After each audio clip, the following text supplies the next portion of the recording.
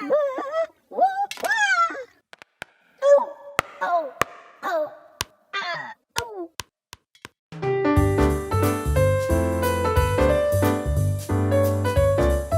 time for another Dice Tower review with Robert Geistlinger.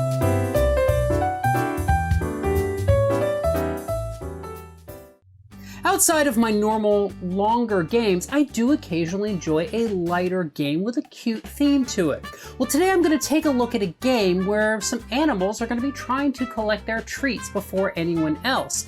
But they're going to be doing this in a park that's going to be ever-changing around on them. Today, I'm taking a look at Fetch.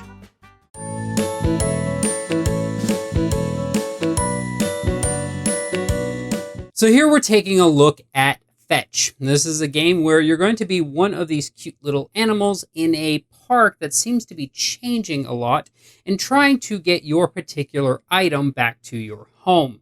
The game has 4 characters that are playable. We have the cat, who is looking for her yarn. We have the squirrel, who is looking for her acorn. The dog that is looking for his bone, and the mouse that is looking for his cheese. The game is played until one player has collected all of their treats from the other players and returned them back to their home tile. Starting with the first player, you are going to do up to 3 things, with one of those things being mandatory. First thing that's going to happen is we're going to roll this D8.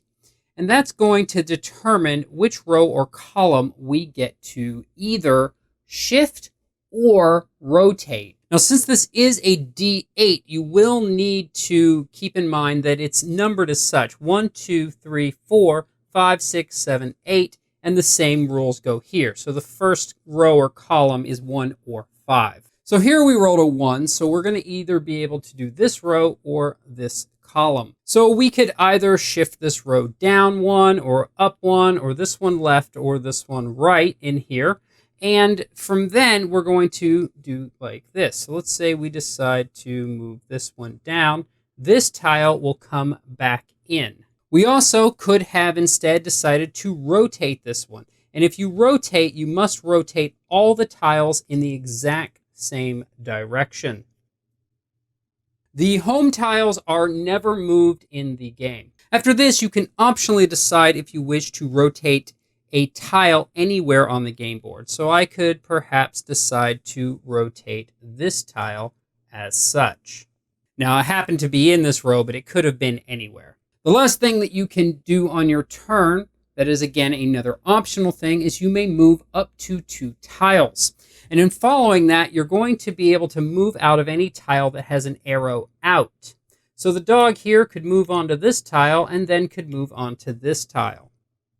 The squirrel here, if moving, could move to here, but then could move to here or here. He would not be able to move to here. You're going to continue going round and round like this, and if at any point you get into the home space of another animal that has your treat, you will collect that treat and move it over to your home space. Or if you wish, you could place it in front of you. Once you've collected all 3 of your particular treats from the other players, then you must make your way back home. And if you get your way back home with all 3 of your treats, then you have won the game. So that's a look at Fetch. I'm going to start this review off by skipping to the end of it, in that I just did not care for this game. Now, the game does have a really low price point, so honestly, my expectations were tempered. But the first time I played this game, we played 2 players, and I thought to myself, we've got to be doing something wrong.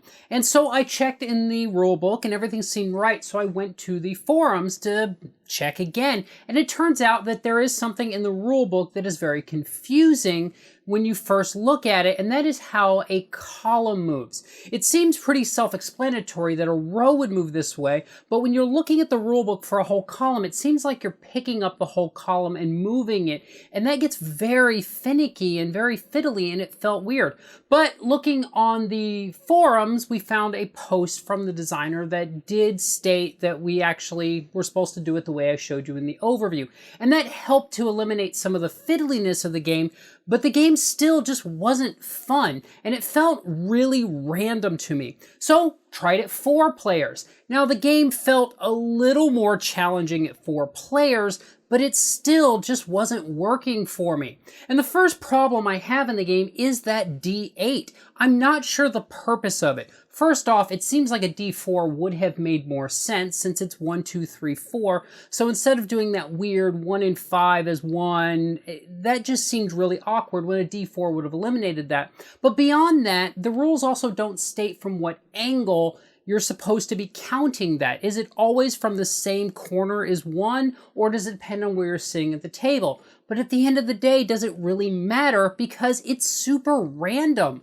So we tried it again with just throwing out the die completely and just randomly picking. And honestly, the game played the same that way too. So no matter what I did, I just didn't enjoy the game. I will say, I feel like I enjoyed it a hair more when we stopped using the die and started to basically make our own house rules for how you were allowed to move a column or a row based on where your opponents were. And so we started to have some fun, but that wasn't the point. The point is, as the rules are stated for this game in the book, I find the game to be tedious and have no challenge. Now again, I went back to the rule book and was like, well, maybe it's for younger kids. But the game actually is for ages 12 and up, which then made me again wonder what the point of this game was. So overall, it's a cheap game, so you're not out a lot if you play it a few times. You might get some fun out of it and just playing with the system, but overall, I absolutely cannot recommend this game. It just didn't work for me. I hope you've enjoyed this look at Fetch, however, and it's helped you decide whether or not it's a game you might want to take a look at, and I look forward to seeing you folks next time. Thanks so much for watching the Dice Tower videos. Find more great videos and reviews, as well as our top-rated audio podcast at Dicetower.com. You can also find other great shows at Dicetowernetwork.com. I'm Eric Summerer, and you've been watching The Dice Tower. The Dice Tower is sponsored by Cool Stuff Inc., where you can find great games for great prices. Cool stuff in stock. Check them out at CoolStuffInc.com.